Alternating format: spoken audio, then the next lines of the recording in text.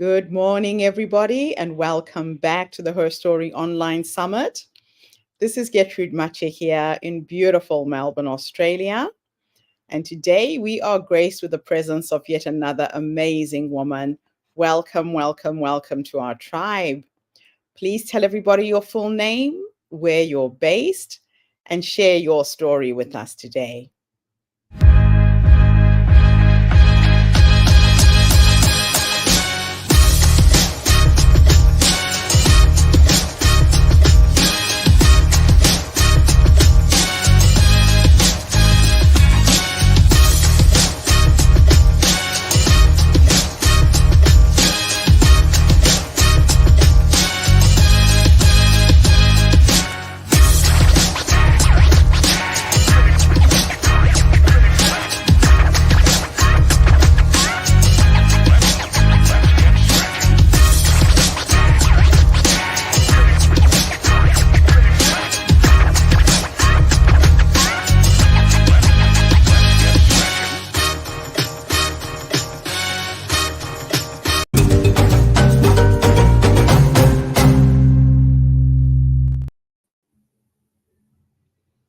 Hi, my name is Charmaine, Holland, and share my story.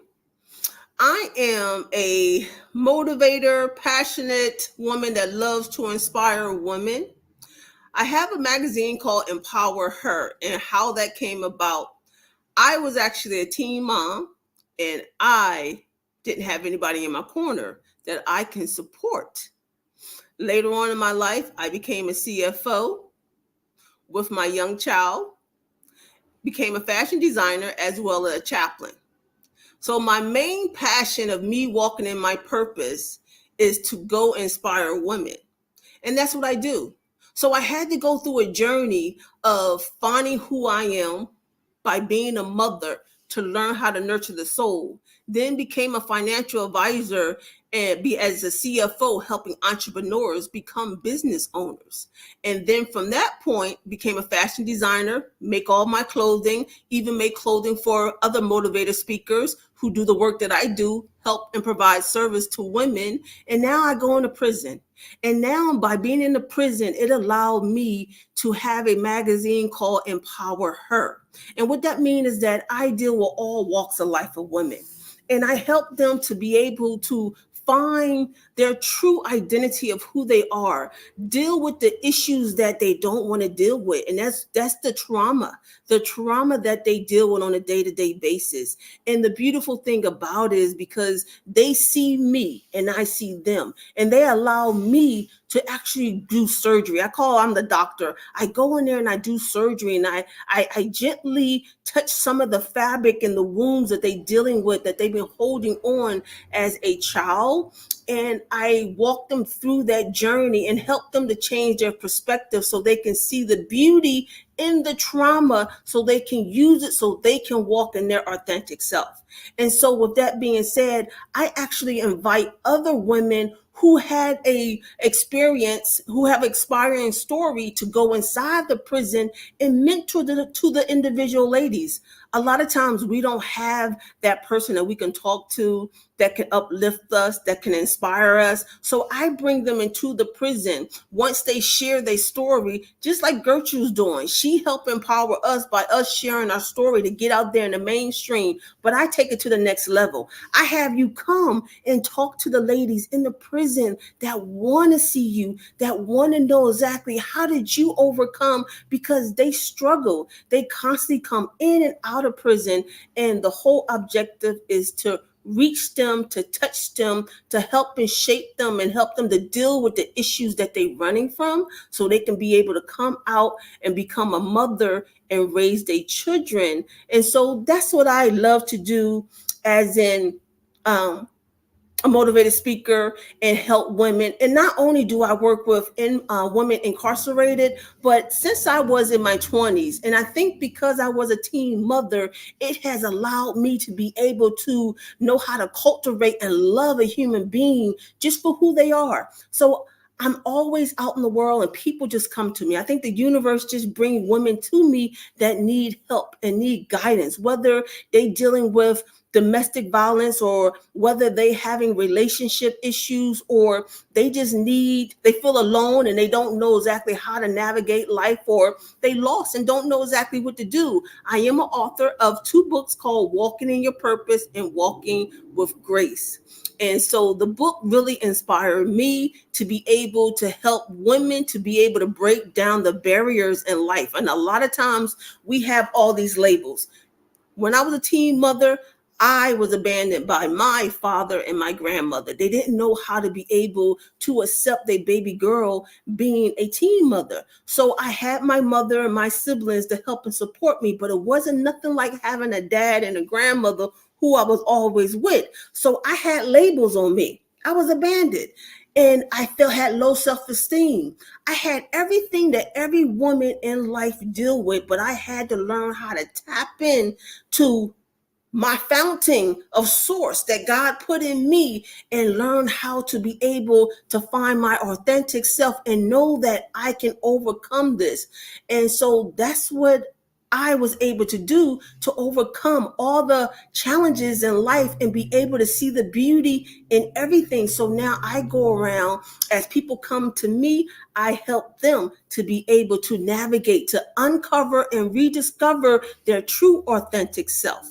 And so that's what I do. So I tell people, things that happen to you happen to you to teach you so you could become your authentic self.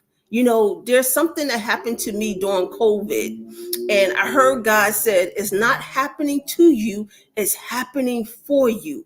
And until we understand everything that we go through, it's not happening to you, it is happening for you. You'll understand it with a better perspective in life, and you'll soar like no other. So that's what I love to do. I help women. They come to me every single day. There's a story. I could tell you a story after a story about so many women that have interact in my life as I help them. They help me to understand the dynamics that's going on out in the world. I cannot believe the things that we experience in life as women, but I know that God is teaching us all so we can be able to navigate through our true purpose of who we are. Many times, a lot of women do not know their purpose. And the reason why is because we have walls up. We are ashamed of being to be vulnerable. We are ashamed of showing, our weakness. And the sad thing about it is that you cannot worry about what other people think, because they're still trying to figure out life themselves. And every time we worry about what other people think, all we're doing is putting a wall up, a barrier of stopping us to move forward. So that's what I teach. I teach ladies in prison, wherever I go, how to navigate through their life. I just had a woman at Verizon just recently, and she was telling about she had a terrible life and her boyfriend is no good and this and that. And well, why are you there? And she don't know why she's there. She's afraid of being alone. But I said, you got to love you. You cannot look for love. And I tell everybody, love is within you. Sometimes we think we're looking for love. You don't even know what love is, because you haven't nurtured and loved yourself. Love is with you. What you're looking for is a companion to help build you up, not tear you down. And so I was talking to this woman, and she gave me all the excuses of why she's with this gentleman. And I was about to walk away until something I said, she was willing to make some changes in her life. And all I can say, I hope she really making the changes that she needs. She gave me her number. I will follow up, but I do follow up on the ladies just to make sure they're doing okay, because it's my passion. Imagine being a teen mother, didn't have really many people to go to. Nobody wanted to hang with a 14-year-old. I was 14, a 14-year-old with a baby, and I couldn't hang with the older people because they were doing things that I couldn't. So I really learned to be alone, love myself to be alone. I am my best friend, and I enjoy every bit of it. And that's what my goal is, to teach women how to love themselves. Be okay for right now. Go through the healing process, because until you healed, you will never understand the true meaning of life and your purpose of why you're here. And that's the key, is understanding why you're here. Who are you? Why did God created you? What is your purpose?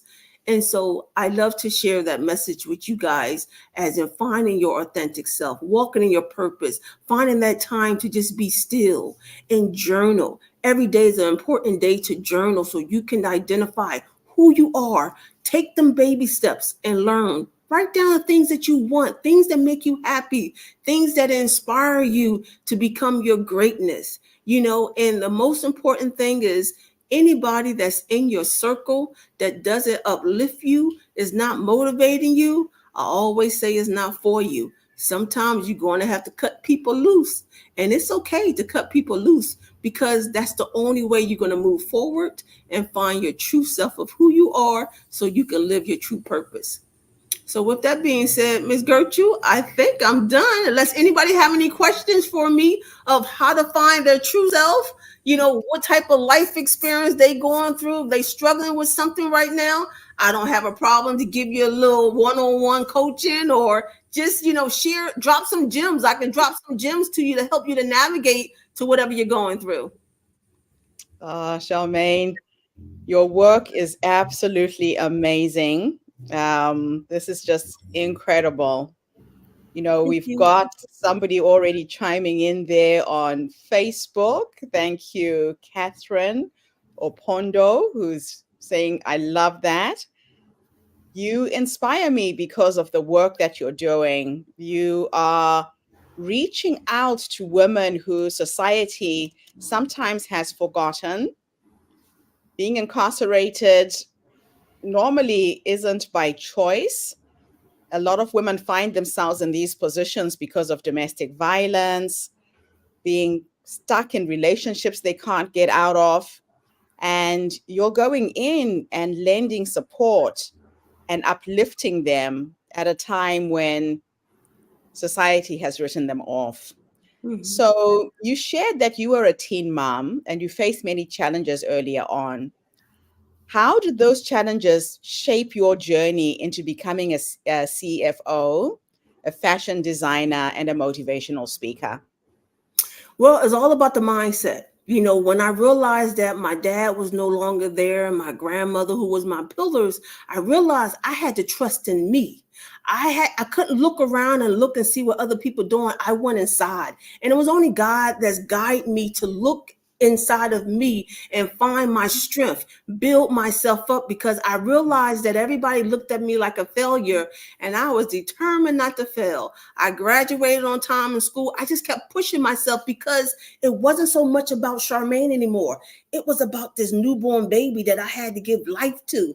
I had to train. I had to teach. I had no idea what I was doing, but I would protect this child. This child, I wouldn't even let people hold this child. It was like my responsibility, and I was determined not to fail. I always tell people my child was like my human backpack. Everywhere I went, this child went.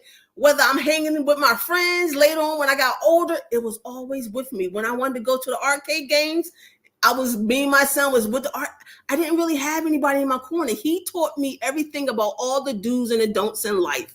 So it just kept moving me forward. So when I turned 20, I came to California and I found this family business, and I seen opportunity, and they seen opportunity in me. And so as I poured into their business, they poured into me, and they taught me everything about business and finance, that I became the CFO by the time I was 33.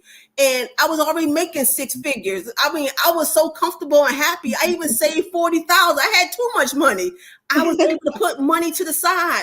And then I was making my own clothes. So it was like I wasn't out there spending money. So I was around other entrepreneurs who became millionaires because of they taught me and I was helping them. So it inspired me to start my business. Now I help entrepreneurs to look at their financials, understand their business. And so there's a season. Every time a season comes, we elevate, we move forward. We cannot be afraid. Sometimes I wake up and I feel like I'm a different person. I'm like, uh-oh, must be a new season. Okay, you got to let go of the old Charmaine. She ain't here no more. It's the new one, because I have elevated. Sometimes you don't see the elevation. You just got to go with that feeling, that intuition. So that inspires me. I keep going every day. I ain't done yet. So every opportunity I get to grow, I'm just moving forward. I absolutely love it. Your energy is infectious. I can imagine what you were like as a teen. Now, you work with incarcerated women to help them heal from trauma and to rediscover their authentic selves. What are the key strategies that you use to inspire them to embrace their healing journey? I always tell them where they at in jail is not a bad place. I said, this is a holding tank. I tell them all, I said, Mhm. God tried to get your attention out in that world, but you were too busy. You wasn't listening. So he put you here so you can have that one-on-one intimate relationship with him. I said, this is the time where you ain't got no distractions. You ain't got to worry about no bills. You ain't got to worry about no children. There's no excuses. I said, but you see all these other inmates in here? I said, don't be distracted by them. I said, they lost and confused just like you. I said, but I came this morning to help you. So I give them tools. I teach them about affirmation. And my book is about all affirmations. And so I teach them about affirmations. So I tell them, don't go looking for an affirmation that you've seen on the wall. What affirmation is inside of you? What word comes to you? So every day, every time I go visit them, come up with a word. Tell me, I am. Don't think about it. I am, or whatever word they come up. Then I say, okay, now write it down. Tell me, what does it mean and what does it look like to you? I know what it looks like to me, but what does it look like to you? So then I give them homework, and then we talk about love because all of them in there about some boyfriend or something. Something calls them to get there because they're looking for love. We all want love, but we all don't know what it look like. Yeah. Then I give them a little assignment so they can understand what love look like because love is in us. You ain't supposed to be looking for love. And so I teach them these tools. And once they understand these tools, then we begin to do a little bit more deep diving. And then they open up about their trauma. I had one lady, she would tell me that she ain't no good. She's worthless. I mean, just constantly put herself down. And from that point, I realized nobody teaches us to put our, I mean, we're not taught to put ourselves down. Someone has to tell us that over Yeah. and over and over. And this woman was 54 years old, and that's all she kept saying. I said, stop saying that. I said, why do you say that? So she shared that her father passed away, and she said it was her fault because she put her father in the hospital, and the day that he was supposed to come home, he died. I said, that's God's responsibility. That's not yours. So I said, let's get a little deeper. Then she said, I was 4 years old and my mother told me to hold a newborn baby while she go run and get a bottle. And she said the baby kept holding his lip like he was hungry. She said, I was eating grapes, so I gave the baby a grape. And she said, I didn't know the baby didn't have no teeth. So I stuck my finger trying to get the grape out of the baby mouth. And when the mom came, she snatched the baby out because the baby was turning blue and purple and called her every bad name in the book. And that stuck with her. That scarred her for life. And ever since 50 something years old, this woman still say that she ain't nothing. So I said, well, did the baby die? She said, oh no, my brother happily married somewhere else. And I said, that's sad. I said, your brother's happily married and you're suffering for the past 50 years saying that you're no good. And she said, even to the day, my mother still don't say she loves me. And I said, that's not your responsibility. Give that burden back to your mother. That was your mother's fault who gave you that baby. That's not your fault. Give it back to her. And so we hold on to these things thinking it's our fault. It's not our fault. And so I teach them little tools like that but we go deep. But I'm blessed that they're able to open up and share some of the wounds with me. And I have so many shared stories I can share like that. But that is the reason why a lot of them there. They don't have anybody to open up to. Oh, wow. Now, your magazine, Empower Her, deals with helping women find their true identity. What inspired you to start this magazine, and how do you hope to impact the women that you reach? Well, the thing about it is that I realize when I go inside the prison, I'll ask them, I'll go first to county jail. I ask them, how many times have y'all been in here? And they say, you know what, chaplain, we are so tired. I had like 10 ladies in a group of 20, and 10 of them said, I am so tired of keep coming back and forth. I said, how many times y'all been coming back and forth? They said about 10 times, 20 times. I said, what's the problem? They say we go to these programs and they don't hear us, or they make all these excuses why they give up. So I Yeah. said, you know what?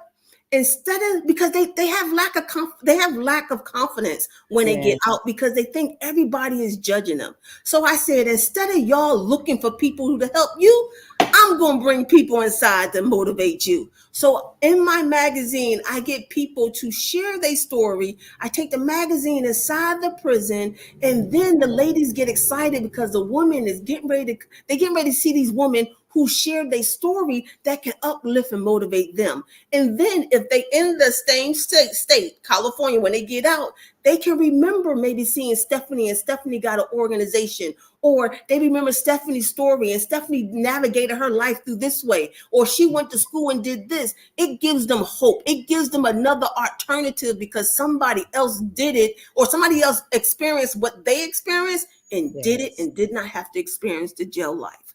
So that's I why love I it. created the magazine, for them to look at it and constantly read the magazine and read other stories of other women who overcome the same struggles. And they Mhm. love it when I bring people in, because they like, man, they really care about us in here. I said, you have no idea how many women that want to support you. And so that's Yeah. the reason why I do it. Yeah. So Catherine is saying being in jail is to focus on your relationship with God. That's a really interesting perspective because you are forced to be still. You can't go anywhere. You can't have any distractions. You're actually lucky that you're there. To be honest, yes. I say you are in a cocoon state, and Mm. everything I give you are butterfly wings. And so I tell them, I said, don't you give no material to nobody else. I said, the moment you give away my material, you're giving somebody else wings. I said, until you master what I gave you, don't you give it up. And so people come to me and they be like, Chaplain Holland, this inmate, you gave this inmate a book, but they won't share it. I said, because they know the rules. They ain't giving you their wings. And so that's what I teach them. I tell them they butterflies. I said, until you get out in that world, you better hold on to this material, study it, read it, learn it. So when you get out in the world, you can be a butterfly and fly just like Chaplain Holland. I love it. Now, you often talk about finding the beauty in trauma. Can you explain how you guide women to transform their painful experiences into sources of strength and growth? Yes. Well, see, the thing about it is that we come here and we do not know who we are. So we Mm. have to go through the struggles in life to be able to understand our strength. How can we stand strong? Who truly are we? Because we don't know who we are, Yeah. and so you have to look back. The same thing happened to you is the same thing that happened to your ancestors, your grandparents. So why are you all stuck in your feelings and your emotions because this happened to you? See, a lot of times we stuck in our emotions. That's why we can't Mhm. move forward. We don't see the big light in the message. So for Yeah. me, and what navigates me is that my grandmother went through worse than what I went through. So who am I to sit here and complain about this Mhm. happened to me? They hurt my feelings because technically I'm not hurt. I went through a lot, but I'm Yeah. not physically hurt. I'm carrying a band-aid wound that I can go through the healing to understand the beauty because I'm still here. I can still move forward and reach other women who've been through the same trauma that I've been through and be able to still keep touching the hearts and souls of so many to let them know if I can get through it, you can too. And it's really interesting that we do have to remember our ancestors, the past, and what they went through. Absolutely. For you to be an African American woman existing in 2024, you stand on the shoulders of giants, generations of people who went through brutality, racism, you name it, some of the worst atrocities in the world. And you're standing here in 2024 as you is a miracle in itself. Mm-hmm. Catherine is again chiming in from Edmonton, Canada. She's saying that trauma has wisdom in it. So we go through the challenges we go through to learn, to experience so that we can teach. You are now a healer, you're a teacher who's gone into the world and is making a difference. Now, as an author of two books, Walking in Your Purpose and Walking with Grace, what core messages do you hope readers will take away from your work, especially those facing similar struggles to what you experienced? The main thing is that you can do it too. Once you remove, first identify what's holding you back. And in my book, it's all about things that's holding you back. These are words with emotions. Words are powerful, and it's Yeah, how you use the words. But once you understand, jealousy, what is jealousy? Jealousy is the evil of the heart. Why am I jealous at this person? Well, it's something about that person that is in you that you are afraid to navigate and come out to be the best person. So first you have to understand what all these words mean that's impacting you. And yeah, once you discover that you can overcome these words that's holding you back in my book, yeah. so many people. I had one lady, she was raised in the foster system, and she thought she was the bad person because she kept jumping to house thinking, why I can't find a family that loved me. She said, Wow. Charmaine, I got to your book Courage, and she said, I cried. She said, I broke down, and she said, enough is enough. I'm going to write my book. And she wrote her book. And what she did, she went back to all the families who brought her into their home, but didn't adopt her, but brought her into the home and asked questions. Why didn't you keep me and my brother? Was it something in my files? Was I bad? And she come to find out, she said she learned so much about who she was, but she had to have the strength and overcome, not worrying about what her family said or anything. And so that's what I get. I get so many testimonies from people reading my book, Walking in Your Purpose. I get Mm. people talking about, Charmaine, look like your book was just for me. You were speaking to me. And I I mean, love my book it. was channeled. I'm very intuitive. I'm very divine. Like you said, I am a healer. I channel a lot of information, and so is channel. So I tell people, you're getting what God has put inside me, and it's speaking volumes to you because that's what you need. So anything that I can give to help people is a blessing all by itself. I don't take no credit. I'm just a vessel being used. So you mentioned going into these prisons and performing what you call surgery on women's wounds. Can you share more about what this process looks like and how it helps them heal? Well, let me just say this, because I am a natural born healer. Sometimes people, I walk into stores and people are like, oh my God, don't say anything. I can feel your energy. I'm thinking, you Mm. can't? What does it feel like? So that's what the ladies see when I walk into that prison cell. They said it's Right. like a beam of light. You already automatically give us this certain type of healing that we've been looking, craving for. That's why we come to you. Sometimes they come and they be crying, like, you don't know how long we've been looking for you, and crying. I mean, so I start with that. First, just me being present is automatic. But Yeah. then because they open up to me, I had one young lady, and I'm trying to keep it short, but she shared with me that when she was a little girl, she had the Bible, and she wanted her mother to teach her about the Bible. But because her mother was in a different lifestyle, her mother said, if you don't get this Bible out of here. And so she couldn't share the Bible with her mother, but she had a girlfriend down the street who mother shared the Bible with her. And then eventually, she kind of just put the Bible to the side because she realized her mother wasn't embracing her with the Bible. Right. So she was in prison. She was pregnant. She had twins. She was in there for murder, domestic violence. Now her mother is taking care of the baby.